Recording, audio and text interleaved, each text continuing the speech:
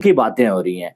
और इंडिया ने जो है वो सिंध तास मायदा जो था पाकिस्तान और इंडिया के दरमियान वर्ल्ड बैंक ने जो करवाया था, वो जो है वो तोड़ दिया, वाघा बॉर्डर को बंद कर दिया, पाकिस्तानियों को इंडिया से निकल जाने के लिए कहा और जो है वो यानी कि बहुत बड़ा एक्शन जो है मोदी सरकार ने लिया। और साथ में ये था कि भाई पाकिस्तान का जो पानी है वो बंद किया जाएगा, वो बंद किया जाएगा। और आपको मालूम है कि पाकिस्तान की 80% काश्तकारी जो है वो इसी पानी पे होती है जो इंडिया से। दरियाओं के अंदर अगर पीछे से कोई पानी का रेला जब आ रहा होता है तो हमारे यहाँ पे अलार्म सिस्टम्स मौजूद होते हैं। वहाँ पे मुकामी आबादी के लिए अलार्म्स बजा दिए जाते हैं कि जनाब पानी का बड़ा रेला आने लगा है, आप लोग दरिया के किनारे से अपने आप को दूर ले जाएं। तो ये बेसिकली वो बात है। अब मेरी जो मुकामी लोगों से वहाँ पे बात हुई, उन्होंने कहा ये कोई एक्स्ट्रॉर्डनरी बात नहीं है कि पता नहीं कि यहाँ पे पाकिस्तान को कोई नुकसान पहुँचाने के हवाले से कोई ऐसी हरकत हुई है।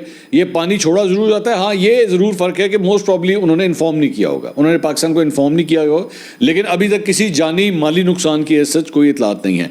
अच्छा, दूसरी बात ये इंडिया वालों के लिए भी बहुत ज़रूरी है, क्योंकि हमें पता है हमारे पास, ये भी मैं थोड़ा सा आपके साथ शेयर कर दूँ, थोड़े से डेमोग्राफिक्स हमारी जो जब से ये पहलगाम का वाकया हुआ है तो हमने अपने वीडियोस के थोड़ी सी मॉनिटरिंग चेक की है। तो हमारे पास जो वीडियोस की जो व्यूअरशिप आ रही है उसमें से 15 to 20% व्यूअरशिप जो है वो इंडिया से आ रही है। ये हमारे पास ये डेटा हमारे पास आया है।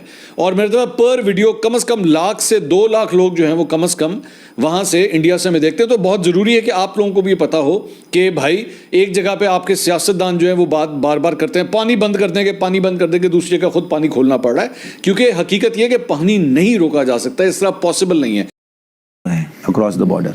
और मैं पाकिस्तानियों को ये समझाना चाहता हूँ पहले तो कि भाई आप अपनी सिचुएशन समझ लो, बिकॉज आप हंसी मजाक कर रहे हो ट्विटर के ऊपर, आपको पता नहीं है कि अभी आपका कितना बुरा हाल होने वाला है इनका। स्पेशली फर्स्ट थिंग्स फर्स्ट, जो पाकिस्तानी आज आकर इंडिया के बारे में बकवास कर रहे हैं या बोल रहे हैं जी पहलगाम में ये हो गया वो हो गया, जो भी हंसी मजाक कर रहे हैं, यही लोग देखो साइकोपैथ क्या होता है। यही लोग थोड़े दिन पहले तक शहबाज शरीफ को गालियां दे रहे थे।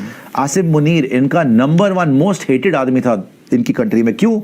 शहबाज शरीफ को इलेक्टेड प्राइम मिनिस्टर नहीं है भाई इनका, ना ही आसिम मुनीर। ये वो लोग हैं जिन्होंने जबरदस्ती इमरान खान को जेल में डाल दिया और सारी ऑपोजिशन इकट्ठी हो गई। ये बिलावल, ये जरदारी, ये शहबाज शरीफ, इन सबको हेट करते हैं पाकिस्तानी, बिकॉज इमरान खान था इलेक्टेड प्राइम मिनिस्टर। वो तो हमेशा, वो भी वैसे आर्मी का पिट्ठू ही था, जब आर्मी का उसके साथ नहीं बनी उन्होंने जेल में डाल दिया। ठीक, इजाफा हो सकता है, हमें मेंटली तौर पर किस तरह से रेडी रहना चाहिए? अब देखिए, हम तो तैयार हैं, फौज तैयार है, एयरफोर्स तैयार है, ऑपरेशन रूम्स बने हुए हैं इस वक्त। फॉरेन ऑफिस भी सिचुएशन को अपडेट कर रहा है, दुनिया में कौन क्या बोल रहा है, रीजनल में कौन क्या बोल रहा है, किस मुल्क की तरफ से क्या स्टेटमेंट आ रही है, भारत के अंदर जो है वो क्या हो रहा है। भारत की एयरफोर्स ने कल जो है वो एक्सरसाइजेज शुरू की हैं और अपने ही लोगों के ऊपर मध्य प्रदेश में गोला मार दिया है।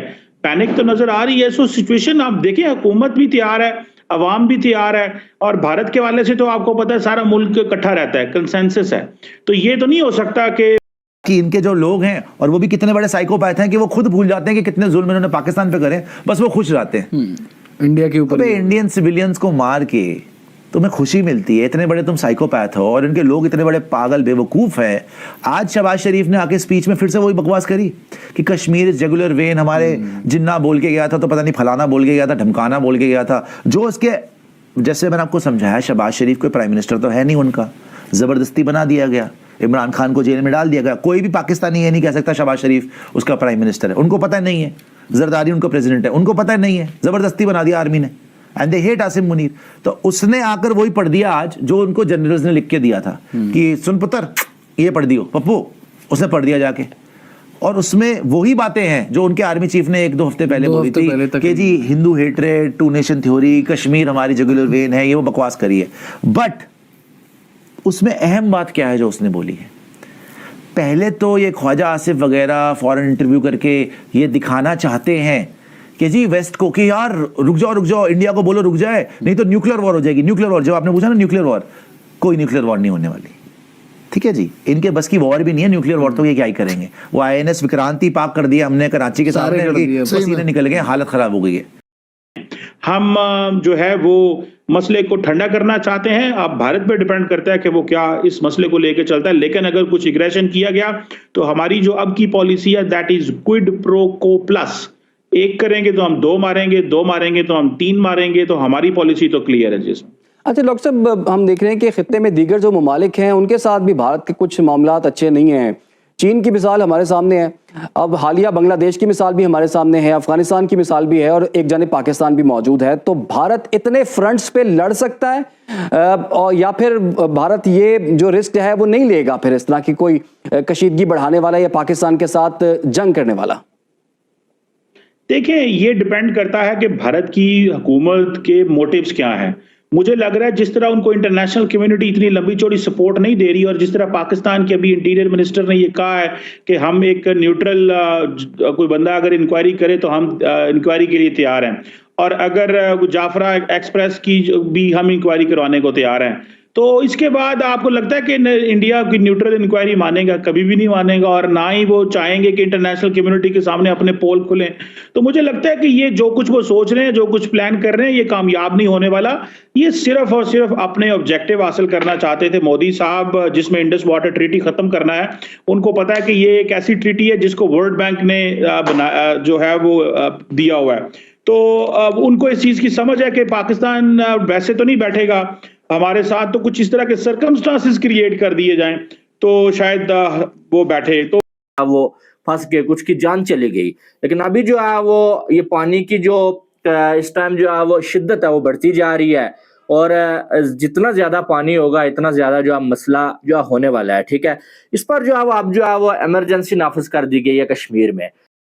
हेलो गाइस, भारत ने पाकिस्तान की तरफ पानी छोड़ दिया है, जिससे वहां सैलाब की स्थिति उत्पन्न हो गई है और पाकिस्तान की टांगें कांपने लगी हैं। वो कह रहा है कि भारत तो कह रहा था हम पानी बंद कर देंगे, मगर उसने पानी छोड़ दिया। अब कश्मीर साइड पानी छोड़ने से पाकिस्तान की परेशानी बढ़ गई हैं। उसने अपने नागरिकों को कह दिया है कि दरिया के किनारे से दूर हट जाएं, क्योंकि पानी बहुत ही रफ्तार से छोड़ा गया है, जिससे पाकिस्तान थर-थर कांपने लगा है और पाकिस्तान में बवाल होने लगा है कि भारत ने पानी छोड़ दिया है। इस पर पाकिस्तानी मीडिया और इंडियन मीडिया की क्या रिएक्शन है, आपको हम इस वीडियो में दिखाते हैं। वीडियो को पसंद आए तो लाइक, शेयर, सब्सक्राइब ज़रूर करें और हमारे चैनल को भी सब्सक्राइब करें, क्योंकि इस टाइम क्रिकेट तो हो ही नहीं रही है, इसलिए हम इस पर वीडियो बना रहे हैं।